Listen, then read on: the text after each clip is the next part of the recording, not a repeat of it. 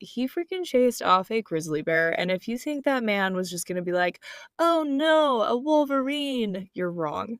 He freaking head-on charged a grizzly bear.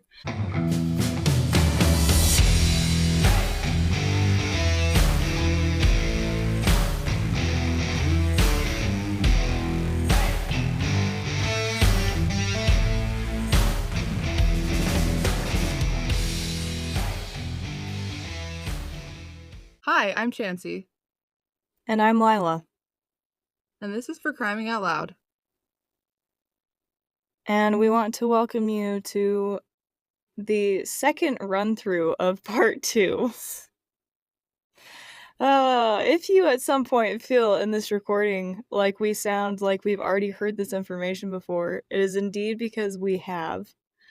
We Many did this times. whole thing, we recorded the whole thing, it was a really awesome episode, and then we went to edit it, and there was some serious background noise. Chansey has her microphone was haunted or something, Yeah, it sounded like little and demons. it sounded Yeah. demonic for sure. So, So, because, we're here for you, and we want you to hear the end to this story, we're doing it again, a second time. yep, we're not going to give So, you the demonic recording. We're going to give you a new one. So you're welcome. yeah, you're very welcome. Anyway, but use us if we sound like a broken record, because it's gonna feel that way for me, for sure. But here Well, I we was go. like, I've researched this for hours.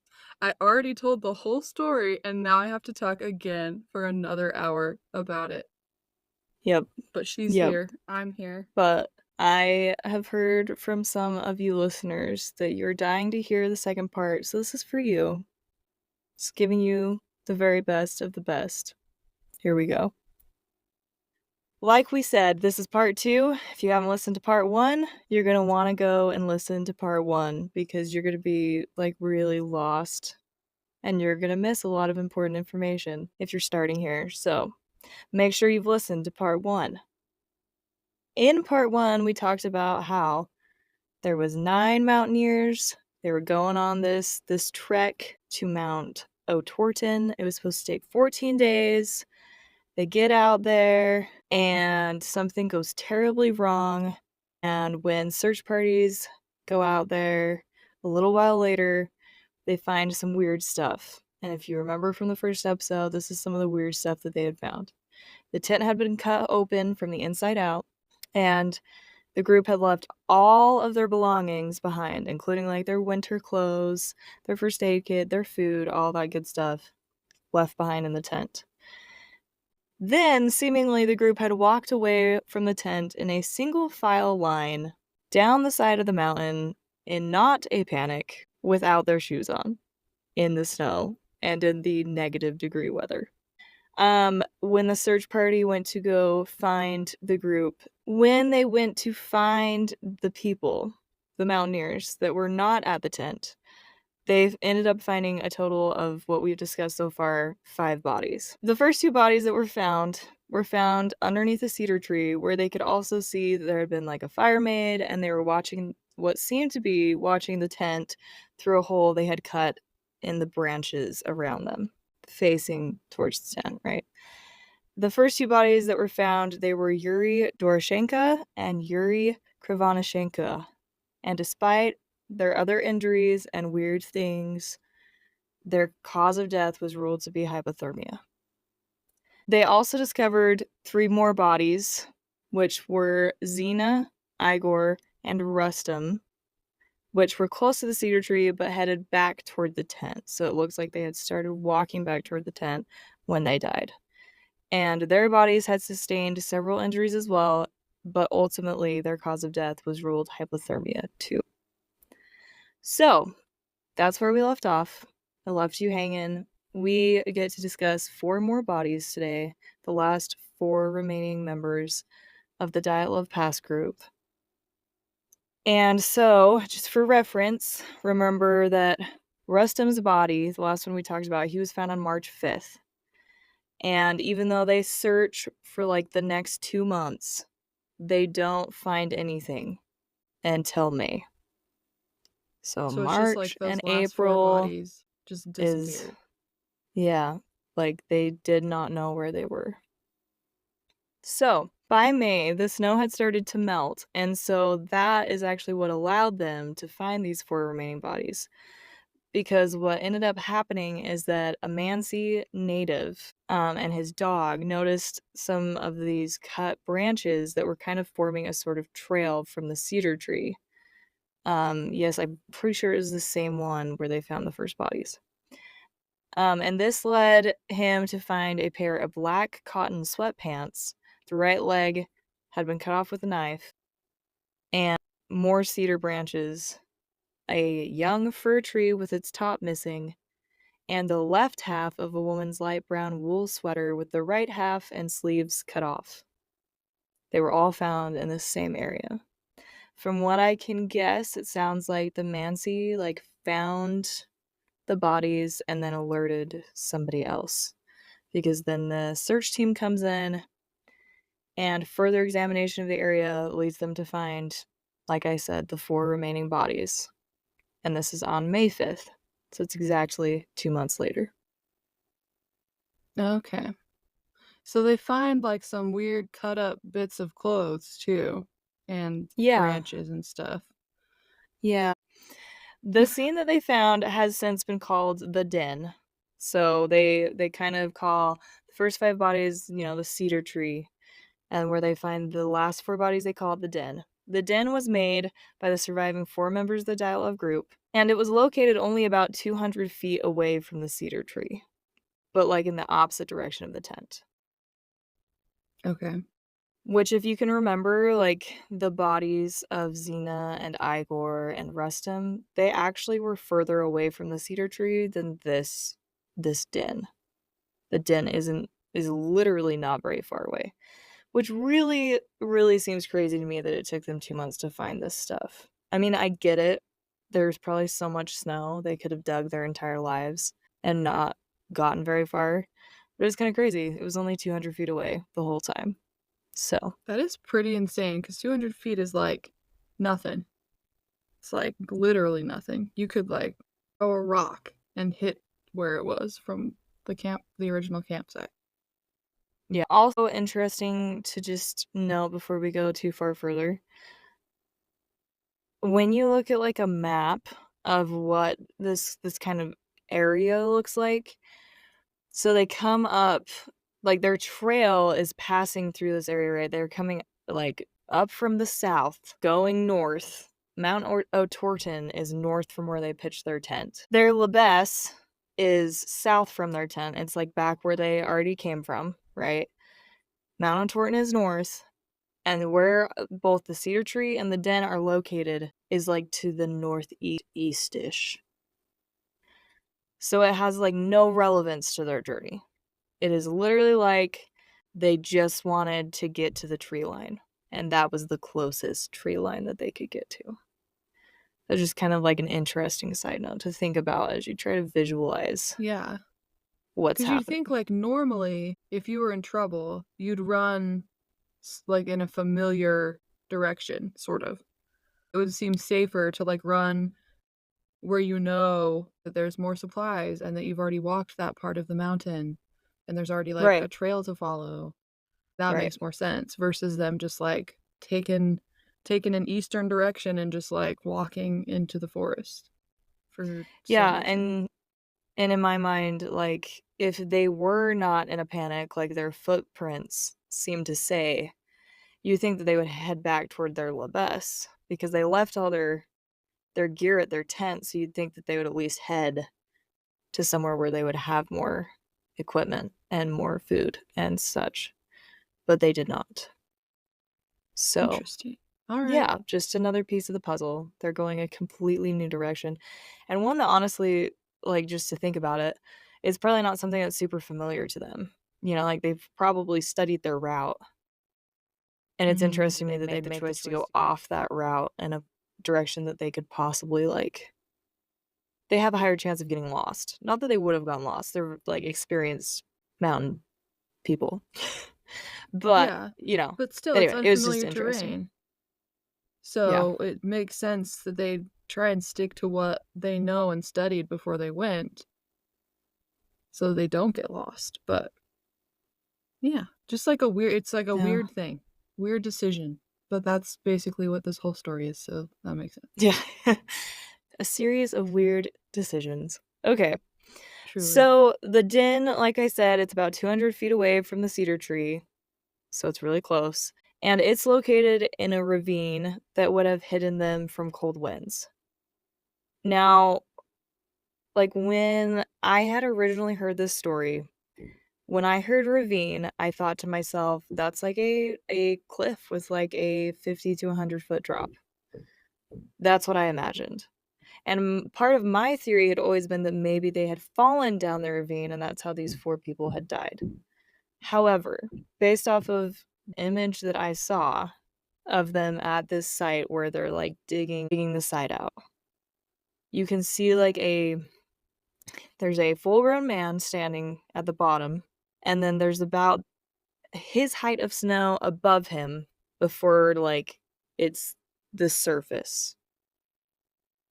So, the point I'm trying to make is that I don't think it was, like, a steep, like, cliff where, like, if they fell, they would have, like, fallen to a brutal death. I think it was more like a It's like an just a embankment around a little river almost. yeah. It's only, It's like, like a few feet 12 up. to 15 feet below where they were at. Okay, so it's like And falling I'm sure it downhill. was still, like a steep it was still, like, a steep cliff. It wasn't like a slope, but it wasn't, like, crazy tall. So, like, if they had, like, just walked off the edge of it, they may have been injured, but they probably wouldn't have been killed. It wouldn't have, like, Yes. severely killed them. Well, and we know that they didn't just walk off the edge because they find at the bottom of this, they find a bed of cedar branches, which it seems like the 4 remaining people alive had used as like a basically like a bed to sit on so they weren't just like in the snow. They were trying So they weren't getting wet to get and out of the cold. snow. Yeah. Okay. So that kind of answers our question. That's why they were cutting the cedar branches off. That's why they're all In the missing. first They one. used the cedar Okay. branches to then make this. So one answer out of many. We have Um, one mystery solved, you guys. That feels pretty monumental. I know.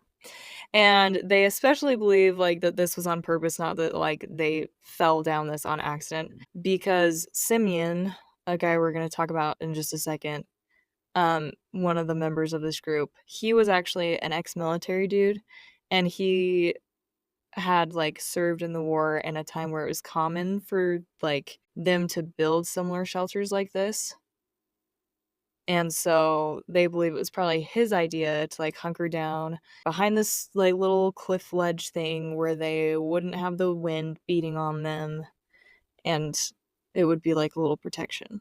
So, oddly enough, though, this bed of branches was not actually where the bodies were found. They were found a few feet from this shelter in the deepest part of the ravine. And they had also discovered that some of the clothes taken from the cedar tree bodies had not been worn, but had been placed on the bed of branches unused, Was it like a which cushion I don't know. Maybe to they're just sit trying to make on? it more comfy. It's possible, like, we're gonna talk about it in just a minute, but none of these people died of hypothermia. They did not freeze to death like the first 5. And so it's possible that they were like, "We don't, like, need that many layers. We're pretty toasty. Let's sit on them to make it better." I don't know. So, Oh, the first body that they found in this area was Ludmila Dubanina, and she went by Luda. She was 20 years old. At the time, she was actually studying engineering and economics at that same college that the rest of them were. She was very active in the school sports club. She loved singing, taking pictures. She had led several of her own expeditions, and in one of her expeditions, she was actually shot in the leg by a hunter oh and my had to gosh. make the long journey back with a major leg wound. So, she too is a pretty bad A woman. The woman on So, this trek, man. no, they weren't messing Hardcore. around. Yeah. When Luda was found, she was wearing a short sleeve shirt a long sleeve shirt, and 2 sweaters. And one of those sweaters actually belonged to Yuri K. Now, this sweater was tested to be radioactive. And if you remember, they don't ever confirm why this was radioactive or why that would have been the case. My personal theory is that if you remember, Yuri K was the one that worked in a radioactive facility and had to clean up a radioactive leak. And I'm wondering if, since she was wearing his clothing, it had traces of radioactive, like, material still. I don't know. I don't know. I don't But know. I that's don't know enough my about how radiation works to know theory. if that's a possibility, but it seems likely since he was the only one that had clothing that had that material, right? The only part that seems, like, interesting to me is, like, and I don't know if they just didn't test him for this or what, but he, like, wasn't radioactive himself. Like, he didn't have any radioactivity on him at the time that they found him, Yuri. So that's the only part that makes me, like, pause a little bit and wonder, but I don't know. It is That's, like like, just the a only weird explanation I thing. can think of. I don't really So, know how it factors in, but it is odd that radiation is even a part of this story at all. yeah, I mean, it doesn't make sense for it to be there. Um, so she was also wearing 2 pairs of pants and long socks. The outer pair of her pants was damaged by fire and was ripped, and on top of the long socks, she wore 2 more pairs of socks. So like I said, none of these people, you're gonna notice, they were not freezing to death. They had enough clothing on.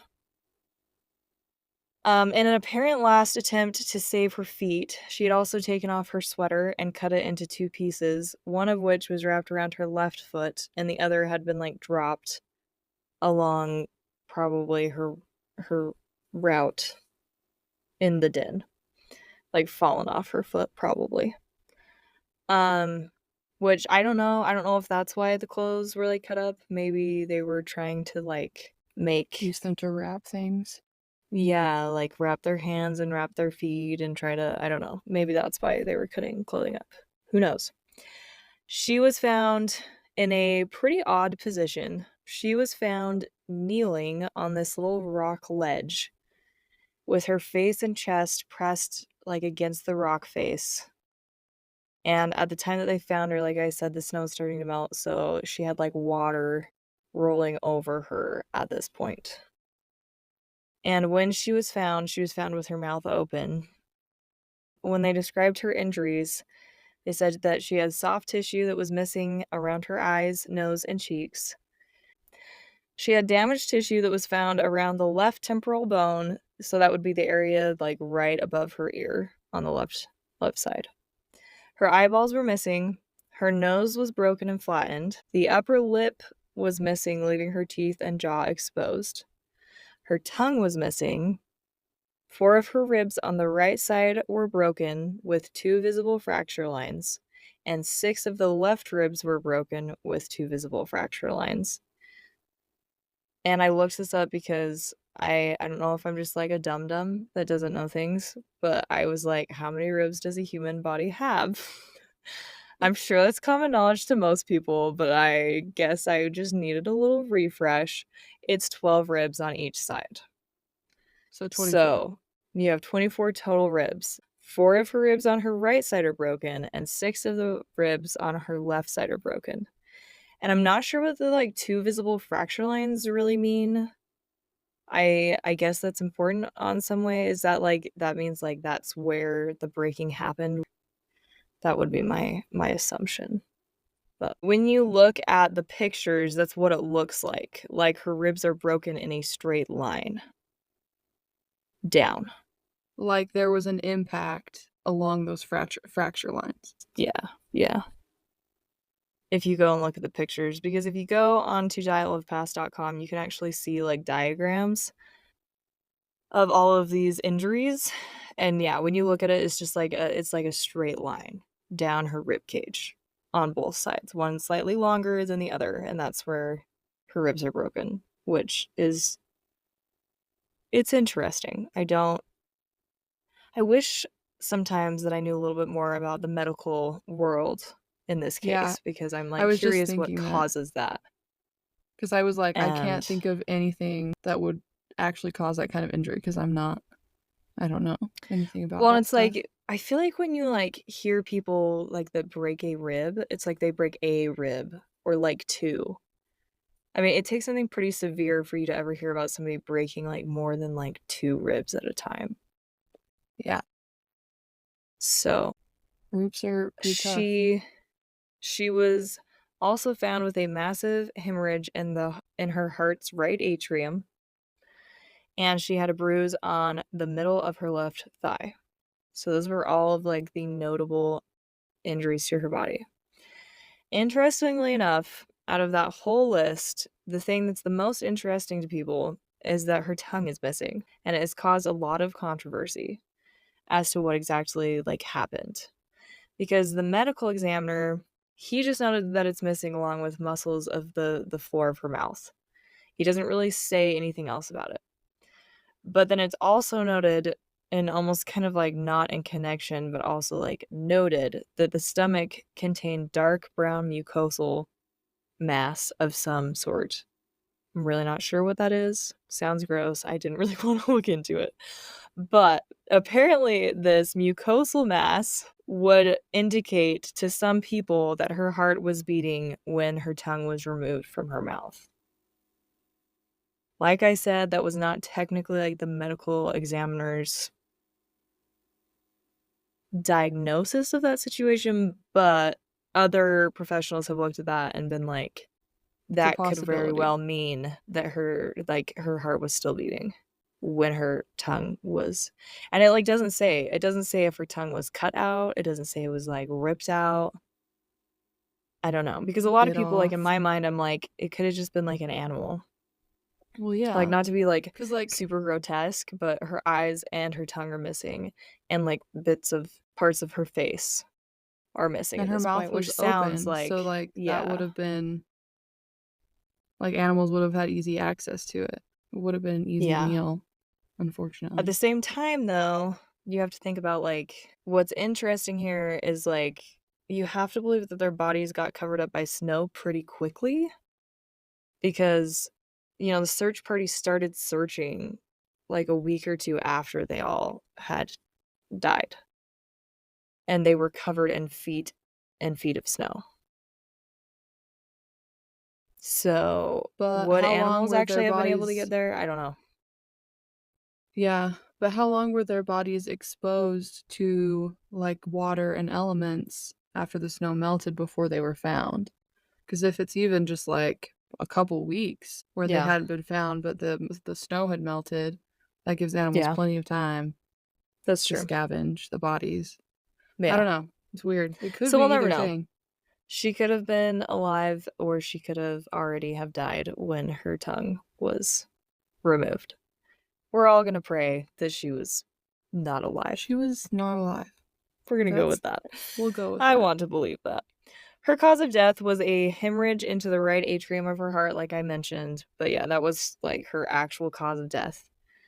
And that was also like not only that, but they also listed that the multiple fractured ribs, which would have caused internal bleeding, also were part of it too. So those two things together were her cause of death.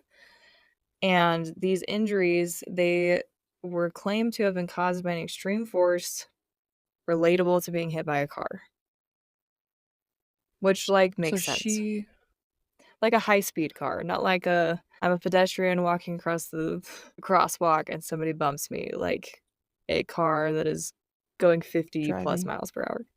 Yeah. So something that's obviously not a car because they're in the mountains, in the forest. Something Yeah. hit her hard enough that it was relatable to a car at high speeds hitting her. Yeah, and it would have had to hit her on both sides of her body, but almost at different angles because one side, she has 6 broken ribs, whereas the other side, she only had 4. And it wasn't a So, fall. No. It had to be like No. something hitting her. Yes, and they talk about that a little bit later, but yeah, basically the injuries do not support the idea of them falling. So once again, going back to the height of the So cliff, nobody thinks they've like happened to fall down this cliff. And plus, if they had injured themselves like that from falling, they would never have been able to build any kind of like a little cedar tree branch bed down there or anything. So they didn't that's fall. true. So weird. What did it? Was it a bear? Was it an We elephant? do like bears on this show. You do like They come up bears? for some I reason. have a bear obsession. I'm scared of them. Yeah. I just don't understand, like, it seems like a massive African elephant rammed her on one side and then turned around. She stood up and it rammed her on the other side. You know, That's all maybe it that is was. the only logical explanation. Maybe it was a woolly mammoth. Yeah. Maybe it was like That's one of my theory. those time lapse situations where there's like two different eras of time intertwining in one moment, and Yeah, all of a I sudden there was a mean, woolly mammoth in the ravine. who knows? Anything's possible at this point. Seriously. But we're All right. gonna go on to the next body, who was Simeon Zolotaryov. Zolotaryov. There we go. He was the one that I mentioned was like an ex-military man. He often went by Sasha. He was interestingly, and I only mention this because later in theories it does come up, this part of this, but he was by far the oldest member of the group. He was 38 years old, so he's a good solid like 15 years older than them. And he was like the last member of the group to join the party. He had not gone to the same college as the rest of them. He actually didn't know them before the expedition. He did get along with all of them, but none of them knew much about him. And the only thing we really know about him is that he served in the armed forces from 1941 to 1946, and then later he graduated from the Institute of Physical Education in 1950, and then he joined this group, and they don't really know very much anything else. He did have a lot of weird tattoos on him, and I only say weird because it just like none of them seemed to hold any kind of a meaning. It was like he had a star, and then he had a beet, and A then beet. he, yeah, Like a like a vegetable? potato, but the thing The that's not a potato that the grows, red one. yeah, a Interesting. beet. Yeah. And then there's like a bunch of letters that formed a word in a language that nobody knew what it was. So, kind of interesting.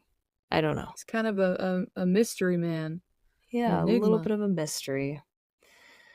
So when Simeon was found, he was wearing two hats, a scarf, a short and a long sleeve shirt, a black sweater, and a coat, all on his upper half. His lower half was very well covered by two pairs of pants and a pair of skiing pants. He also was one of the only people in this group to have shoes on, which is because they believed that he might have left the tent like right before the incident happened. And they think that him and another member of the group went to like go relieve themselves in the woods. And so they would Oh. have like put their shoes on and kind of gotten their gear on and actually gone out prepared to leave the tent. To be in the elements. So he had shoes on. Upon finding him, it became very clear that he did not die of the cold. Like I said before, he's very well taken care of that way. On him, they did find that he had a copy of a newspaper, several coins, a compass, and a few other items that they don't specify. He also, weirdly enough, had a camera hanging around his neck, which, when they told this to Yuri Yudin, remember he's the member of the group that left like the first day being sick, he was very surprised because there were already 4 cameras that had been recovered at this point, and that was the only cameras that they had brought on this expedition. And I guess that's That's probably because, like, they're backpacking, they, like, plan out every single thing that they're gonna take because it all it's all gonna amount to a certain weight that you have to freaking pack up there. So he thought Yuri Yudin thought that was kind of strange. Um, Unfortunately, due to the water damage of the camera, none of the images on the film could be recovered, and they think this camera was, like, an extra that Simeon had brought. So, the cameras belonged to Yuri K, to Nikolay, who we're gonna talk about in a minute, then Rustam had a camera, but then there was an unknown camera that some think could have belonged to Simeon, could not have. It could have been anybody's. So they don't know who, I Okay. guess, who it belonged to. So maybe Okay. this was the second camera. Maybe he decided he just wanted to bring a camera. Either way, I don't know how important that would be, but there you have it. The interesting thing to me to note is that, like, he would have grabbed this camera on his way to go to the bathroom. Like, was there something that he was wanting to take a picture of? Like, was there something that was, like, kind of spooking them beforehand? Or, that's kinda, like, what it makes me wonder, like, why if I was gonna go to the bathroom, I don't think I would bring my camera with me. No. That Unless seems there's, kind of like, strange. northern lights in the sky or something. Are And they maybe anywhere there near the was. northern I don't lights? I I don't have know. no clue. No clue about that one. But I don't know. So, that's kind of interesting.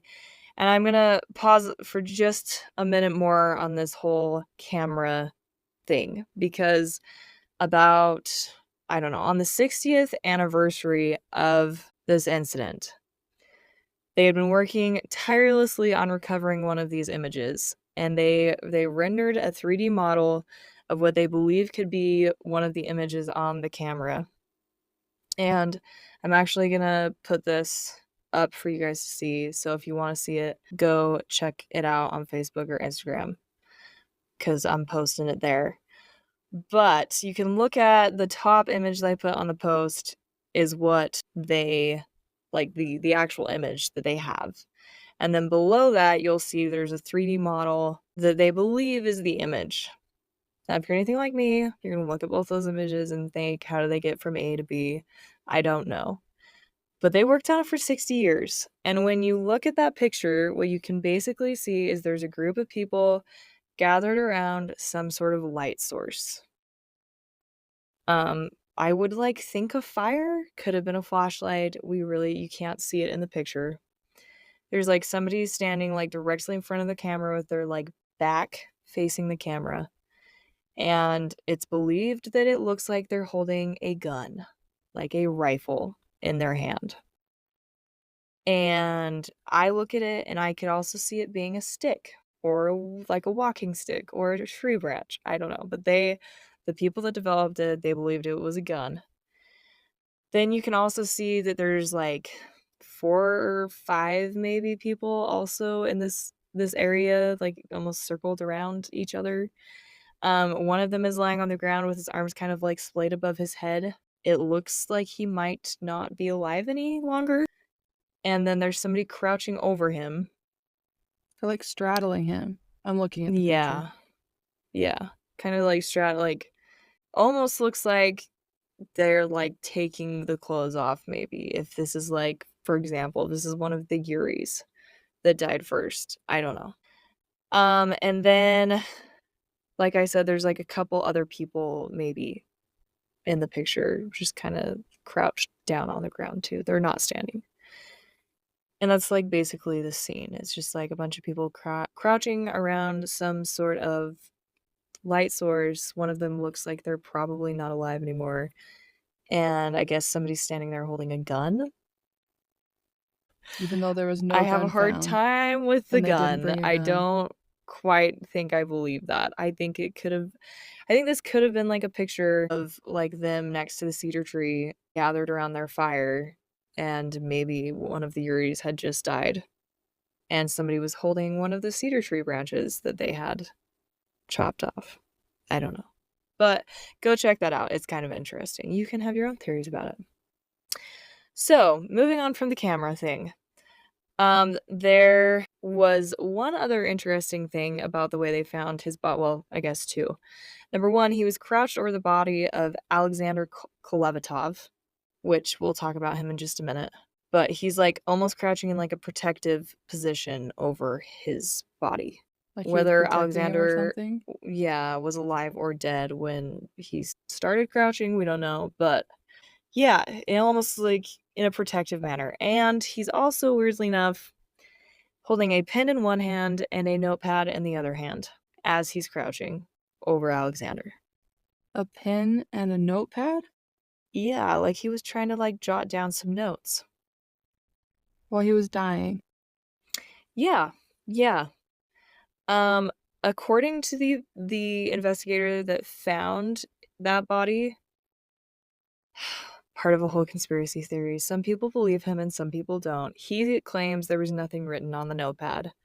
People that are way into a bunch of government conspiracy theories with this case think that there was a note and that he was hiding it. I truly don't think there was anything on the notepad. Number one, I have a hard time imagining that he would have had time in his state to write a note. And we'll get into his injuries in a minute, but they're pretty similar to Luda's. And I don't imagine him being able to write a note anyway. So, for whatever reason, he has a pen and a notepad though. And That I mean, just he doesn't make obviously any wanted to sense. write something because he would have like literally had to pull that out in his last dying breath. This case is baffling. Why would you do that? I don't know. That doesn't seem like what I would do if I was like dying. No. I don't think I'd be like, man, I oughta Like, write a note down. what is so important that he was like gonna write it down in his dying breath? No, Yeah, I like don't know. assuming We'll never probably that know. nobody would ever find him. I just don't We'll even never know. know. So the injuries that were found on his body when they found him were that his eyes were missing. He had missing tissue around his left eyebrow. He had an open wound on the right side of the skull with exposed bone. He had a flail chest, which I learned is a segment of the rib cage that like breaks off and becomes detached from the rest of the chest wall. It's very life-threatening. It So sounds he very just had like life-threatening. ribs floating around in there. They Yeah. were just like, Yes, his what? ribs just detached. Um, and he also had 5 broken ribs on the right side of his body, and they had similar to Luda's, had 2 fracture marks. So, yeah, it's really interesting. When you look at like the picture of his rib cage that they have, it's like same thing. It's like it's 2 lines, but his are just on one side of his body. So like he So got like hit there by the was same 2 points thing. of pressure almost that just cracked his ribs. But instead, like it broke that section of rib off. That's terrible. Woof. Okay. Ugh, that seems super horrible That and has very painful. got to hurt. I can't even So we imagine. can Okay. assume that him and the other woman they found in the ravine both, Aluda. like, yes, they both died of the same thing, same injuries, It seems similar like it. They injuries. basically have a yeah. It seems like they have a very similar cause of death, and it's Okay, injuries to all their right. chest. So, It's that African elephant. who knows? The forensic expert on this case was actually asked if the cause of damage to Luda and Simeon could have been the same, like it was the same thing that did this to them. And his response was kind of interesting. He basically said that based on their wounds, they would have been both alive at the time of the injuries. So this didn't happen. This wasn't like they died and then something like fell and crushed them or, they were Okay. alive. He said that both would have been a result of a large force, especially considering that the soft tissue was undamaged, which is kind of why he says they didn't fall.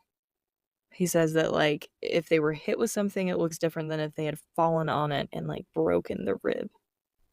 Okay. And this was the type of trauma that would be similar to what you'd see following the shockwave of a bomb. So that's what he So, compared their yeah. injuries to, was an Yeah. explosion. Yes. If there was an explosion, that's, like, the force that they felt. Yeah, I don't know. But This also case could have has been, like, the everything. force of a car. I don't know. Yeah. So weird. I just cannot fathom or explain what would have caused that in that way. But they also asked the forensic expert how long Luda and Simeon could have lived after experiencing that trauma, and he told them that they would have only been alive for 10 to 20 minutes at most. And that's only because of how, like, very physically fit and strong they were. Any person that's, like, not super strong probably would have only lasted, like, a couple of minutes. I'm, like, trying to imagine, did Simeon, I guess, in his dying breath, go over to Alexander and try to protect him? I don't know. But it sounds like he could have been alive long enough that he could have moved over there. If who knows? I don't know. It's so This confusing. case, I'm, like, trying man. to imagine what went down. I can't get there. But, I mean, you do know that Luda was probably trying to go get help, and that's why she was, like, trying to get out of the ravine probably after sustaining those injuries, but didn't make it very far. So, there you go. Luda and Simeon, they're pretty similar. The Okay. next body to be recovered was Alexander Klevatov. He was 24 years old. Remember, he's the one that Simeon is crouching over. At the time when he took the Dyatlov trek, he was studying nuclear physics. I have such a hard time with that word for some reason. And I won't go, like, into a ton of detail with it because you could literally spend forever talking about his life. It was really sad and crazy. But basically what ended up happening to him is that he went to work for a secret government agency for, like, a 3-year time period before he ended up studying at the Ural Polytechnical Institute with the rest of these people. And that kind of plays into some things later too. So you can kind of keep that in the background of your brains. His birthday was actually during the Dyatlov expedition. I think it was, like, on day 2 or something. And he was given a tangerine from the group as a present, which he eagerly shared with the rest of the group. So So, sweet. seems like he was a nice guy. When Alexander was found, he was wearing a sleeveless shirt, a long sleeve shirt, a sweater, a fleece sweater, and a damaged ski jacket, which had a big hole on the left sleeve with burnt edges and several tears across the whole thing. So, something happened to that jacket. Maybe one of the It's been Yuris was through it. wearing it. Because both of the Yeah. Yuris had burns on them. Yeah. Could have been. On him, he also had a key, a safety pin, some blank paper, and 2 packages of pills. And those pills were, like, baking soda pills, which I guess is used for heartburn. And then he also had codeine, which is a strong painkiller that you get, like, after, like surgery. So, Interesting. yeah, kind of interesting that he would have those on him at the time. And also, he must not have been in enough pain to take the pain pills. So, I don't know. They were He was still there. That also is weird. Yeah. He was also wearing multiple layers of pants and socks that had slight fire damage. He had a bandage on his left ankle, but they believe that this was probably there before the start of the trek because when they left the tent, they didn't have a first aid kit. There would have been no way for them to have wrapped that after the fact.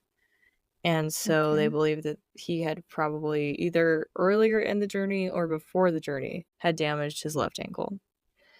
The waistband of his sweater and the lower parts of his trousers later tested radioactive. And they didn't, like, say that those clothes came from, like, Yuri K, but it's possible because Luda had, like, a sweater on from him, so it's possible that the pants probably came from him too, I would guess, maybe if we're running with that theory. So, he also sustained the following injuries. Soft tissue around his eyes and eyebrows were damaged or missing, leaving his skull exposed. His nose was flattened, but not broken. He had an open wound behind his ear. His neck was deformed. They didn't say broken, but I'm pretty sure that that means it was broken, but not just like broken. It was like broken, It's like if you know what when I you mean. break your arm, you can break your arm or you can like break your arm and it like pokes out of your skin and that would be Yeah. deformed. Yeah, So like you can exactly. break your neck and there's no like outward sign of it, or you can break your neck and it looks really, really bad. That's what Exactly. I picture when I So hear that. I could be totally wrong. that's what I believe they mean. But there was also bleeding found in the underlying tissues of his left knee. He had softened skin on his fingers and feet, which are consistent with decay from his wet environment after he died. And overall, his skin had a gray-green color with a tinge of purple, which I looked into, and that is actually perfectly normal for a body in those conditions. Not anything weird. Okay. And this So is what's the person interesting, that was found underneath Simeon, right? Like that Simeon yeah, was protecting. Okay. right. So what's interesting is he does not sustain any injuries from like force, which makes you wonder if Simeon really did protect him from something. But the autopsy also doesn't specify a cause of death and actually basically ignores his injuries and just like doesn't So really what specify anything about what they're they just really like believe he died from. undetermined. Dead, but we don't Yeah, know how. they do mention that like I mean, I'm gonna guess it was his neck. You would have to That assume seems that if pretty your likely. neck is broken in a Deformed. terrible way, then that's probably what did it, but it's interesting that they didn't come out and say anything in his autopsy directly. And they did say, though, that they thought that maybe his injuries could have been caused from a fight, or they also said it could have been the elements since his body had been there for 3 months. They basically didn't even, like, say that his neck was broken while he was alive, though. So we really don't know much about his death, except that he's being protected by Simeon, and we really don't know what killed him. Okay. That's not a very So, thorough autopsy, in my no, opinion. But whatever. no. The doctor doesn't, like, try to explain his injuries, like I said, but it is noted that a snapped neck and a blow behind the ear is a common sign of killing performed by special forces at the time. So again, with the Russian police theory. Yeah, so if you're gonna go with the Russian police theory, I guess you have a little bit more evidence for that. Um, Okay. yeah, so besides his neck and stuff, he really, like, he didn't sustain a whole ton of injuries. Just kind of he was doing all right. Um, so then the final victim that we're going to talk about of this expedition was also covered in the den, and his name was Nikolay Tybo Brignol, and he was 23 years old. At the time, he was a member of the hiking club and had taken part in 5 hikes, one of which he led. Everyone who knew him noted his energy, friendliness, and humor. When he was found, he wore several layers of clothing and shoes. So he was the one that was believed to have left the tent along with Simeon right before the incident to go to the bathroom. In his pockets, they found 3 coins, a comb, and several pieces of paper. He wore 2 watches on his left arm. One of those watches had stopped at 8:14, and the other had stopped at 8:39. I don't know if that means anything at all. I mean, I know that, like, in extreme cold, they'll stop working. So, I don't know. But he had sustained a few notable injuries. He had multiple fractures to the temporal bone with extension to the frontal and sphenoid bones. Basically, when you're looking at a picture of this, he has like a spider web of fractures in a circle on the left side of his head. And then you can see like a long fracture extending out to his forehead and a small fracture extending downward. It looks like it would have freaking hurt.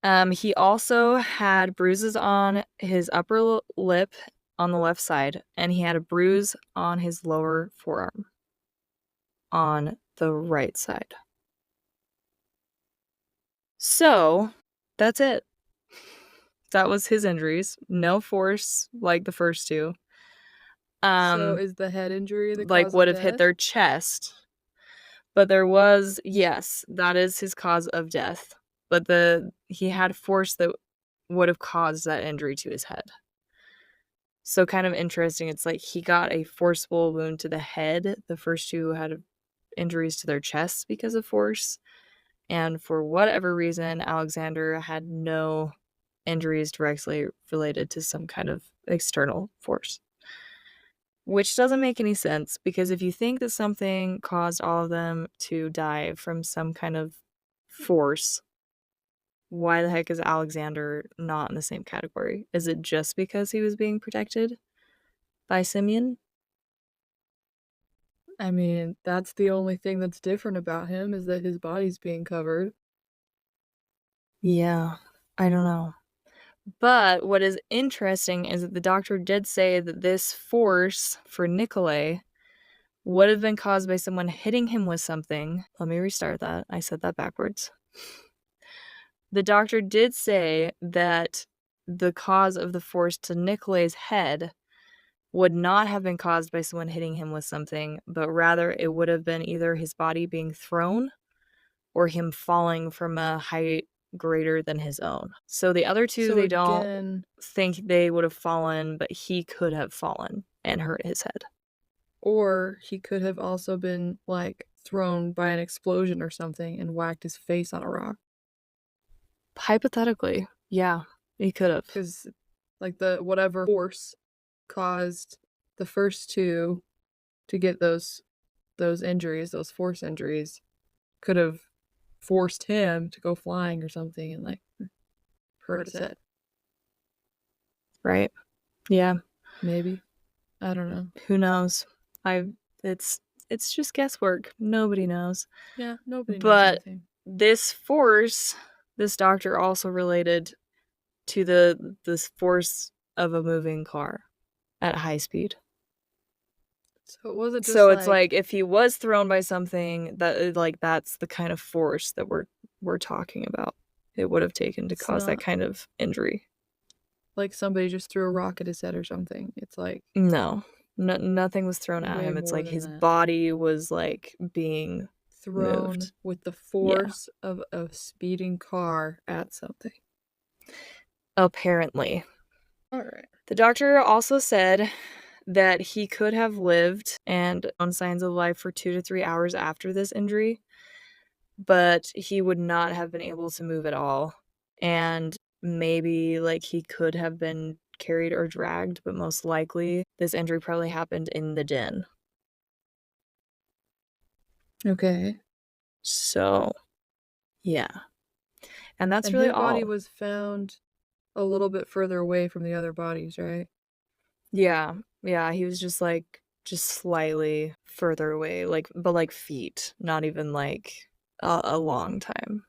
Just not directly next to them. So, I think that this group of bodies to me is way more like baffling than the first. Like the first, at least you're like looking at it, you're like, okay, but they froze to death. And with these ones, it's like you can't even tell what would have killed them.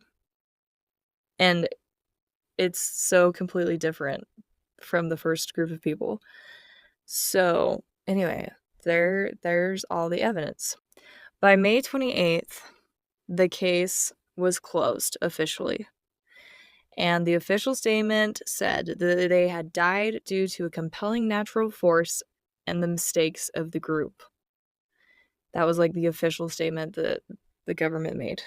They closed the case out. They're just like, it was some kind of compelling natural force and they made some mistakes. And But they didn't have any idea what compelling natural force it would be. no, they wouldn't. They refused to clarify. They just left it pretty vague.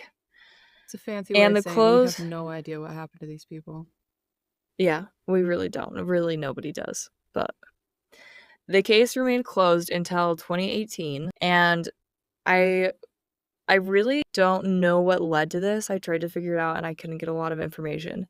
But basically in 2018, they exhumed Simeon and they were doing a kind of DNA testing on him because there was some kind of rumor floating around that it wasn't Simeon buried there. And they did like That, 2 like, the DNA government tests. had put a different body there instead of Yes, I think Simeon's? so. Okay. Yes. And so I they just did wanted to 2 DNA clarify. tests. Yeah. No, you're good. And the first DNA test actually came back that it was not Simeon.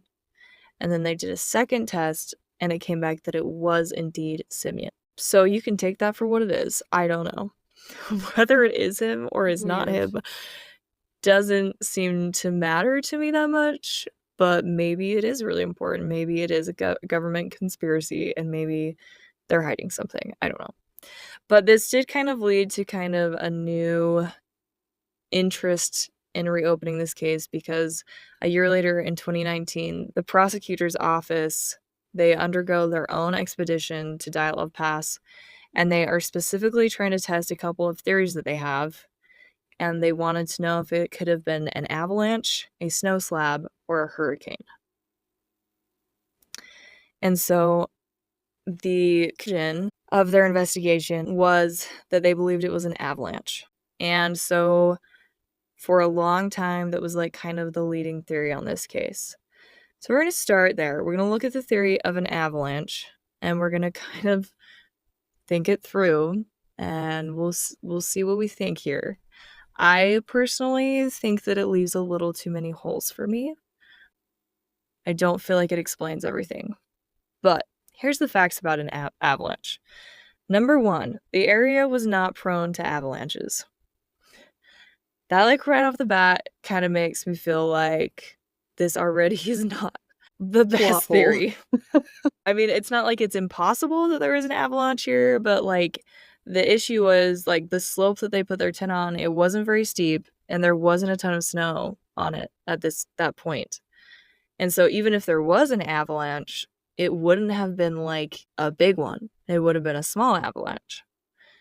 And so I don't know. To me, it's already, like, falling apart. I see, like, how you could think, like, an avalanche could happen, but also it, like, kinda defeats the purpose of them, like, walking away from the tent. Like, maybe they hear something that's, like, sounds like the avalanche, and then they cut their way out of the tent, and I guess that explains why they leave all their stuff behind. But why would they walk at that point? Like, they would run to get away from an avalanche, and they wouldn't hide in the tree line for hours and die watching No. their stuff. No, they wouldn't. Like, even if they were Especially if afraid of a second avalanche. Yeah, I don't know. I mean, yeah, they Like, they probably were weigh that it was worth it to go back even if there was a second avalanche, they were dying anyways. So they might as well just Yeah. trek back up, They would try have and get known their that. stuff. I mean, even people that aren't trained would probably get to that conclusion. Or Like, they'd it's try and go better to to go their back and best. try. Yeah. They could just trek around and try and get to that, but they didn't do that either. Yeah. So that doesn't really explain anything. To me, it doesn't make a whole ton of sense. Plus, their tent wasn't buried in snow, and neither were their No. footprints or anything in the No. snow. So There was, if like, there's an a light avalanche sting of snow, but they don't believe that was, like, it wasn't, like, piles of snow. It was 'cause more with an like avalanche, there'd be, like, lots of snow on it would be stuff. buried. The tent would be buried. Yeah. You wouldn't have just a tent and a ton of footprints and stuff on top of the snow. So, there you go. But that is a theory, is that it was an avalanche. So, you can draw your own conclusions. Okay. I'm gonna take a minute and list some of the, in my opinion, less plausible theories. We won't spend a ton of time talking about them, but just so you know, they're out there floating around in the universe. These are some of the things that people believe. Some believe that some believe that it was the Yeti. I try to say that with a straight face, and I cannot. I just I think think it's a fun theory. not that I don't believe that there is a Yeti somewhere out there in the world. That's fine. What I just doesn't make sense to me is none of their injuries, like, if they were attacked by a Yeti, you'd think they would have been, like, a little bit more brutalized. So, that's just my opinion. But there you go. Another theory is that it was a reindeer. A what? Yep, a reindeer. A lone reindeer. Just one singular Um, reindeer, not like a stampede of reindeers. yeah, like a lost reindeer happened upon their tent and fell onto their tent, and that is what caused the injuries from force. Was a reindeer tripping on their tent So at all night, those I guess. people that died at the bottom of the ravine, you're telling me that they actually got injured at the tent and then trekked like 2 miles down and then died in the ravine. That is their theory. Yeah, if you believe in the reindeer, I guess that's what you're saying. I have so many issues with that, and let's just start with the fact that we just learned that the medical examiner does not believe they would have been able to go anywhere after they sustained those injuries. So, right off the bat, I'm like, probably not. It probably wasn't a reindeer. Another one could have been a wolverine. That one seems a little A, less plausible than the a reindeer, but little they kind of think like the wolverine got into their tent and then they cut their way out because it was like attacking them all and they like ran to the tree line to get away from it. But then the wolverine was kind of like hanging out in their tent. So they were kind of like waiting for it to leave so that they could go back. And so I don't think it's true. basically not a And fan of I'm that theory. going to cite Yuri Doroshenko on this one because he freaking chased off a grizzly bear. And if you think that man was just gonna be like, no, a wolverine, you're wrong. He freaking head on charged a grizzly bear. He would Come have on. wrestled that wolverine to the ground and kicked it right out of their campsite.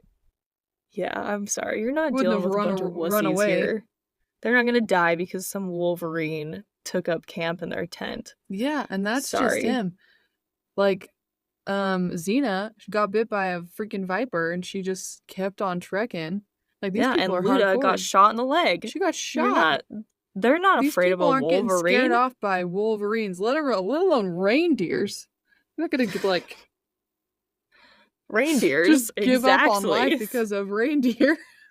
Just one single solitary lonely reindeer. I just don't Yep, understand. Okay. yep. Doesn't make sense. Some people blame the stove that Igor made and brought. There is a theory that it malfunctioned, there was too much smoke, they had to get out of the area for fear of either, like, an explosion or something, some kind of mishap with the stove. I guess if you want to go with the theory of, like, the force being, like, a bomb, maybe the stove somehow Maybe sorry, they I'm trying to carried keep a the straight face as stove. I say that. Maybe the stove somehow became a bomb and exploded and killed them. I don't know, but why would it affect people down in the ravine and not people up by the cedar tree? I don't know. I guess the little bomb wave just skipped right over 5 of the bodies and found its way into the ravine. I don't know. Weird. Yeah, I don't believe that Okay. one. The next one could have been a methanol poisoning. And I am not going to go into a lot of detail because you're like, where does methanol come from? Well, it's not found anywhere in this area. And the theory is that the government would have basically had to have flown over them and released like a methanol gas into Bomb the air. thingy. No thanks. I don't think that's real. There was no any sign of methanol being an issue. Another one that some people believe is just shrooms, just drugs. I Just think they just tripping got hard. high, having a good time, and they took it a little too far. You know what? I Um, could see the shrooms theory in combination with the reindeer theory potentially being the solution. If you're yeah, tripping the and a then reindeer you falls add on a you. reindeer, I feel like that might cause some real issues, but maybe not. Very, very possible. You know, who knows? Some people believe that it was Arctic hysteria. This is basically a condition that's found among the native people, the Mansi, that live in this area. They are known to have these, like, hysteric fits where they basically lose control of their body to a certain extent for a time, and they, like, start talking really funny, and then for some reason, all of them start walking north. That is a little bit weird. And, like, the walking north thing, it has some validity, like, they did head in a north-ish, northeast direction, and so there's, like, a little validity there to think Could that explain maybe why that they, could've like, went the direction they went. but and, like, maybe that's I mean, it kind of, like, explains some of it, like, maybe that's, like, if they're flailing around, like, maybe that's how they got some of their injuries. But the only problem with this theory is, like, it was given some amount of credibility, but then they really looked into it, and the only people that have ever experienced it are people that have lived for, like, months in these conditions, not, like, a matter of days. Like, there is Okay. no cases of anybody after just a few days having those symptoms. So So now it seems a there's little bit less eh, likely. yeah, not super great odds, but could be. Some people believe that it was a secret rocket launch. Like a government project? Yeah, like some kind of government project in the area gone wrong, or that they needed to be silenced because they saw something that they should not have. I don't Okay. think so because you wouldn't know any evidence if the government was hushing it up, but I just don't think so. My opinion. Some people also believe that they could have been participants in a military experiment. Like I don't willing, think this is the case voluntary either. participants? Yes. Yeah. To Okay. test some kind of, like if I remember right, I didn't make a note on it, but I think it was, like, some kind of radioactive something or other, and that's how they tried to explain the radioactive material Found that on was some of the found. bodies. Okay. So, yeah. Alright. Some people think that they were killed by special forces because they were mistaken as fugitives. I have to believe if they were killed by any special forces, they would have probably just been gunned down, though. And it seems odd to me that not a single one of them would have had that kind of an injury if they were really killed by special forces. That's, Well, like, on the top of issue I that, have you with that. can't kill somebody with hypothermia. 5 of No. these people died of natural cold exposure. You can't Well, force and the that to happen thing to somebody. the thing to me too that's really, like, damning about this one that I'm like, "I just don't think so," is the fact that if you're following, like, the theory that, like, Yuri the 2 Yuris die, and then everybody else, like, cuts off their clothes and wears it to try and, like, stay alive longer. If you're following that theory, then you're gonna run into an issue, like, if they're being held hostage for a time at that point by, like, special forces, I don't think they'd be allowed to make themselves more comfortable, you know what I Probably mean? not. That doesn't make sense to me, Well, and yeah, and, also like, if why they would were gonna, special like, be forces killed, why are they hanging on to them? Why are they, like, Yeah, pitching a little camp? it just doesn't make So, sense that they would no. leave so many of them alive. There is basically no evidence to back that one up, just moving on. There is a thought that maybe a fight ensued with someone along the route.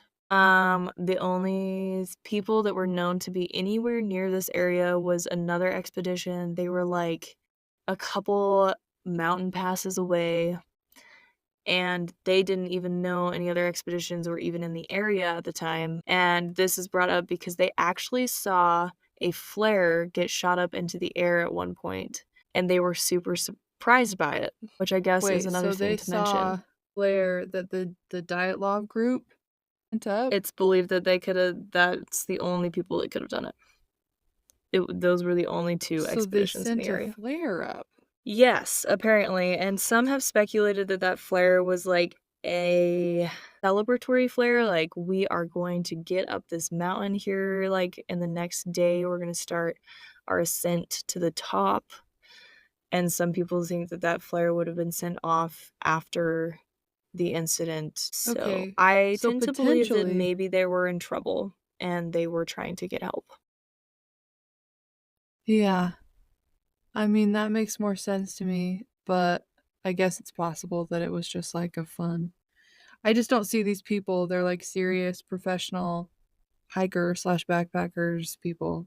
I don't really see them like sending up a flare just for kicks because they'd probably think like I might need that flare for real sometime. Yeah, that's what I would think. Maybe I should keep it. But that's But interesting that they yeah. were able to send up the flare at all because they left the tent like they basically fled without taking anything. So when did Yeah. they shoot it off? The only thing that I could think of is that maybe it was in one of their pockets when they left. Like, they found other belongings in their pockets, right? Yeah. Maybe one of them was, like, carrying the flare with them just in case. I don't Huh. know.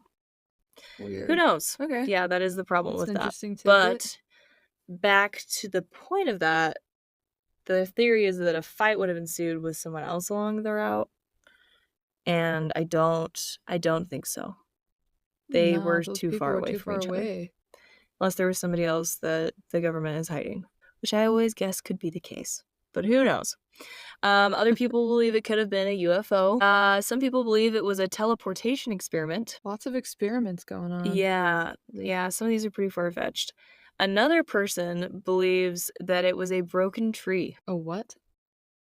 A broken tree. A,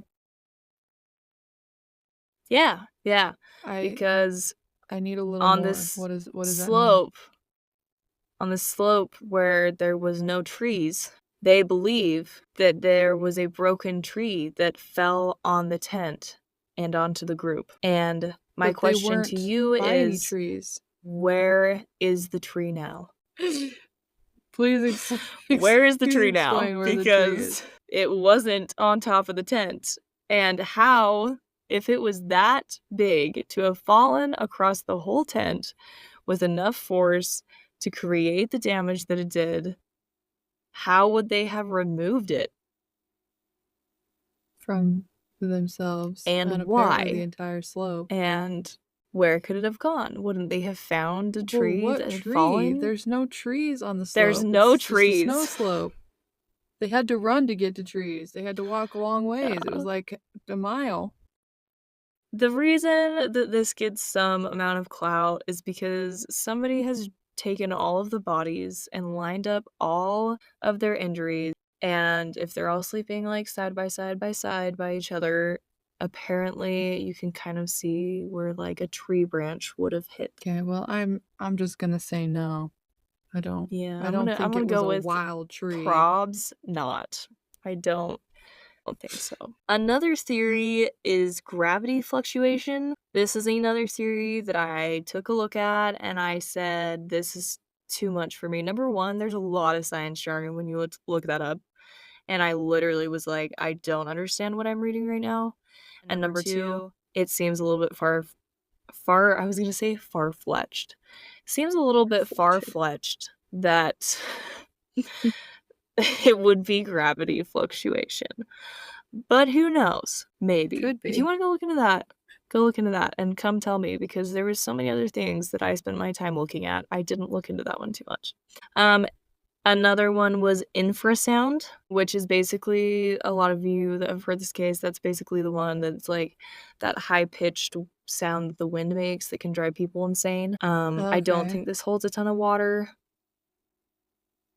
I mean, maybe they did lose their minds.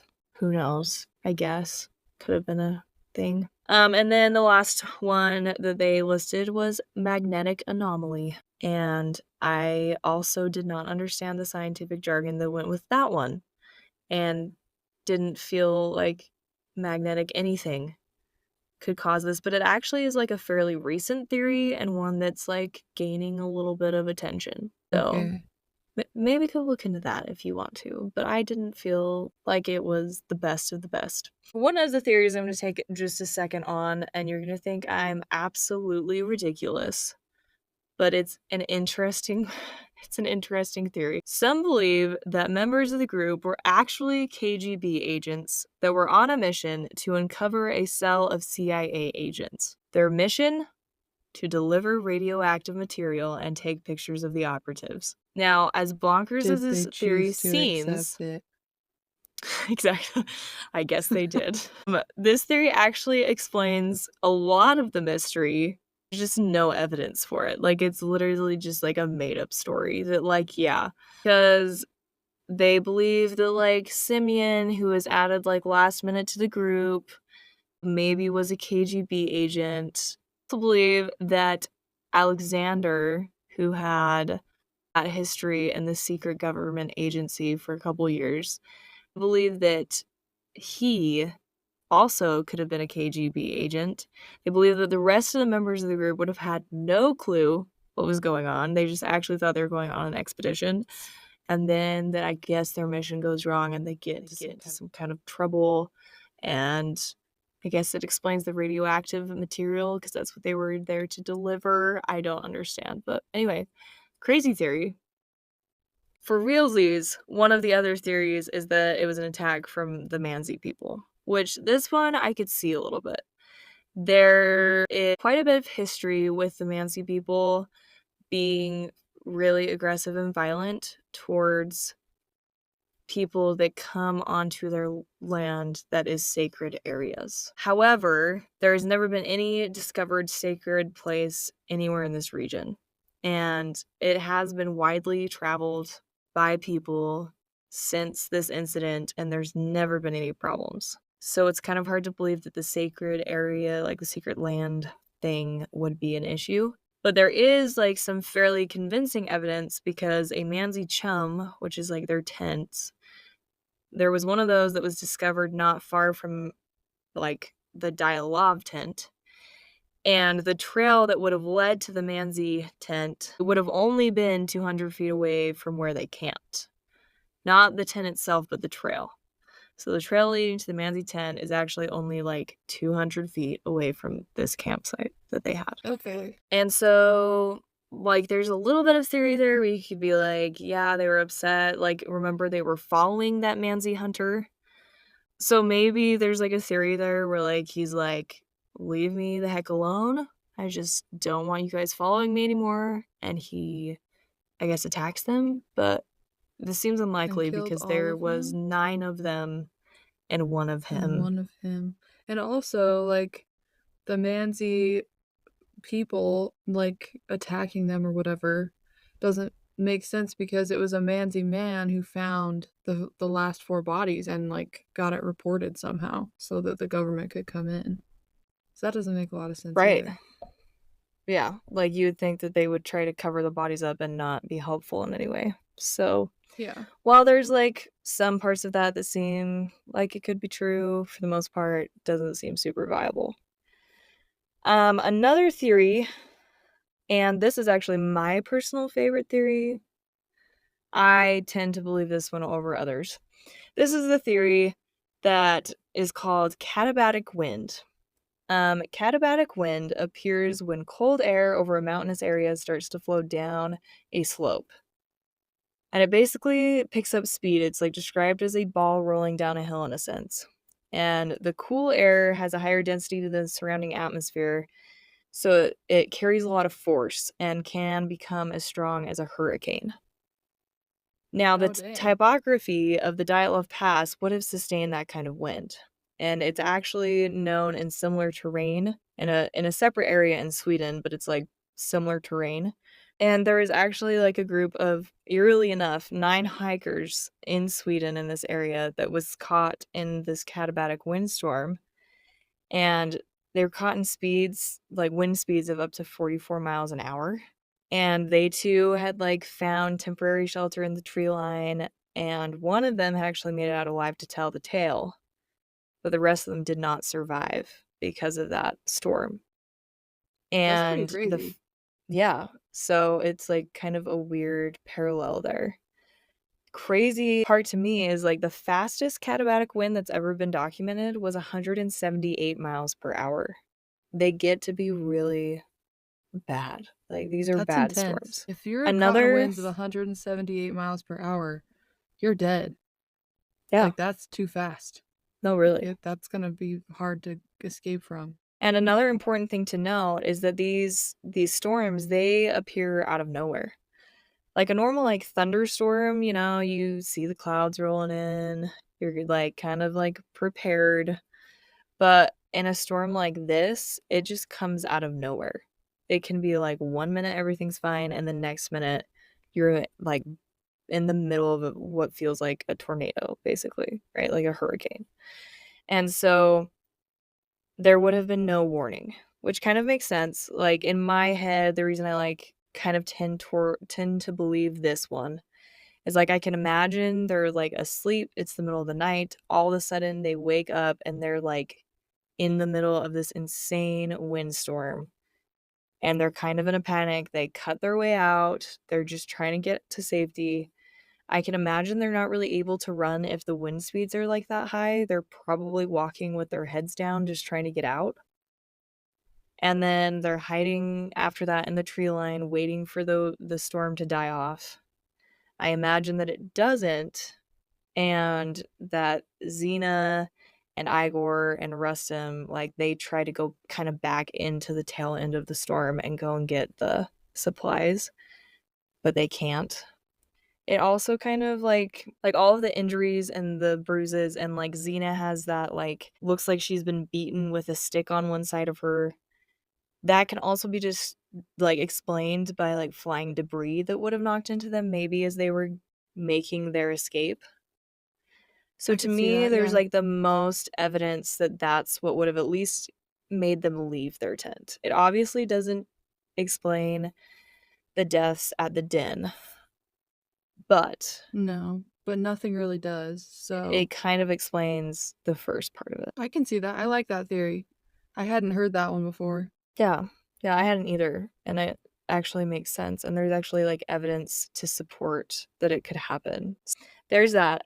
Um, the other thing that they did, like, note is that when they found the tent, it had, like, collapsed, but it is possible that the tent could have been collapsed on purpose, and these experienced mountaineers would have known that in really extreme winds, the best way to preserve your gear is to actually collapse your tent so it doesn't get, like, blown away.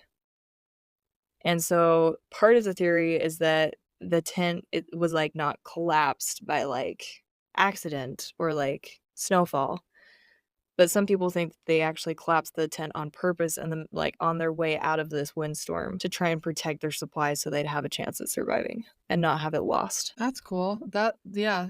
I feel So, like there's so much logic to that theory that it appeals to me because I feel like it yeah, checks off a lot of the things that I was like, how do you explain that? How do you explain that? Like, I feel yeah, like it kind of wraps to me things it up. does. And it kind of like makes sense that they'd make that little peephole in the tree line to try and watch the tent to make sure that it was still there. Like that it Right. wasn't being Yeah, like swept away or and to me, yeah, that I think it does make the most sense to me. I don't know. But there's a book called 1079, which I guess is like the number that this slope is called. I didn't know that there was a system in place to identify slopes in such a way, but apparently there is. And this like slope slash pass is called 1079, and there's like a book that's surrounding it, and it's called 1079: The Overwhelming Force of Dyatlov Pass. And it's kind of like the end all be all on this subject. You can find it on Amazon if you would ever want to read it. It has way more information than I could ever fit into a two-part episode. But basically, they take this theory of katabatic wind and combine it with the next thing that we're going to talk about, which is a slab avalanche. I haven't read the book, obviously, but from what I gather, I think that they believe, similar to what I would assume, that this slab avalanche is what would have killed the people in the den. The only issue for me, and like I said, I haven't read the book, and so I don't really know where they're coming from with this theory. But if they're like claiming the slab avalanche happened to the people in the den like before they were down there, I don't understand how they would have sustained their injuries and then gotten there. So in my mind, I've got to believe that this slab avalanche would have happened to them once they're in the den. And basically what a slab avalanche is where an avalanche is kind of like a rolling ball of snow, right? Like it's kind of like moving, It's like like a not landslide, but with it's like a snow. landslide, like things are moving, right? But like in a slab avalanche, it's basically like the this whole layer of snow slides off in one giant chunk and stays in a uniform shape. And so basically, I could see this being the case, like, if this happened while they're in the den, there's, like, an avalanche that basically comes and crushes them. That would explain the injuries to the people in the den. The only thing I guess I don't understand is the typography enough of the land here, because I don't understand how they would have sustained injuries, but the people of the cedar tree only 200 feet away would have been untouched. And that there didn't seem to be any, like, signs of an avalanche when they came upon the scene. And so that's basically that theory, is that it was like a slab avalanche caught them off guard. They were hiding in the den, I guess, and they The basically snow got crushed them. smashed. I don't know if that can explain, like, Nicolay, who seemed to have been thrown, and I don't know if, like, if it was a slab avalanche, this is my issue with this. If it was a slab avalanche, I don't understand why Alexander wouldn't have been hurt. Even if Simeon had been trying to protect him, like, he wouldn't have ended in that position after getting hit with that much force. So even if he was trying to protect him before, like, as the avalanche was coming, he would have gotten thrown off of him, and Alexander still would have sustained injuries of some sort, I would imagine. Like, from force, wouldn't Yeah. you think? I mean, he kind of did. The snapped neck, But if maybe? Simeon was on top of him, like, the whole time, he probably wouldn't have those kind of injuries. But how would he have stayed on top of him the whole time? Like, a I don't know. slab of snow at the like, speed of a car comes and hits you. You're not gonna, like, stay on top of him. He would have gone, like, Unless it, like, prone. falls directly on top of you Maybe. and, like, forces you like, covers you Down? in snow. Yeah, that's true. Down. Maybe it's not coming at you, it's coming on top of you? Maybe. Maybe it, like, slid off the ravine and then just, like, fell on them, you know? Yeah, that's true. Who I don't know. knows? I don't know. But that's the last theory I have for you. Overall, my personal belief, I agree with the original autopsy, like, the official statement. I think it was some compelling natural force. Yeah. Maybe that we Yeah. can't, like, explain exactly how, but I don't think it was, like, the government or reindeer or the Yeti. I think it was Yeah, just something weird happened that we'll probably never understand, but exactly. that is freaking crazy, and it drives me nuts that we don't have answers. I want to know exactly how this whole situation happened. It's bonkers. No, it's like I need to know. I need to know what happened in this situation. It drives me nuts. And I Yep, like, even though I like the theories that I like, there's just so many holes in it still that don't make sense. yep. And And everybody, so like, it's has tough. something, some theory that's like, "Oh, I can see where you're coming from. That fits some of the evidence." Because there's just so much weird stuff. So many different theories can fit parts of it. It's just hard to come up with one theory that solidly explains literally every piece of evidence because Well, it's and just so honestly, crazy. you kind of have to look at it and believe that there probably, I mean, there definitely had to be several different occurrences. It wasn't Yeah, one it thing can't that just be killed one them thing. all. But it's hard to narrow it down to what combination of what happened, and you will never know. We'll never know. So, We'll never know. if you have a theory and would like to share it with us, feel free to do so. I'd be interested to know. Yeah, we are on social media, so you can find us there, tell us about it. We are on Instagram at for criming out loud _podcast. We're on Twitter at criming out loud. We will see it if you post about or comment about a theory on our posts. You can email us your theories. We have an email for cryingoutloud@gmail.com. We have a website. You can comment there for cryingoutloud.com. So let us know if you have theories. Share us with your friends. And we will see you next week. Thanks for being here, y'all. Bye-bye. Bye now.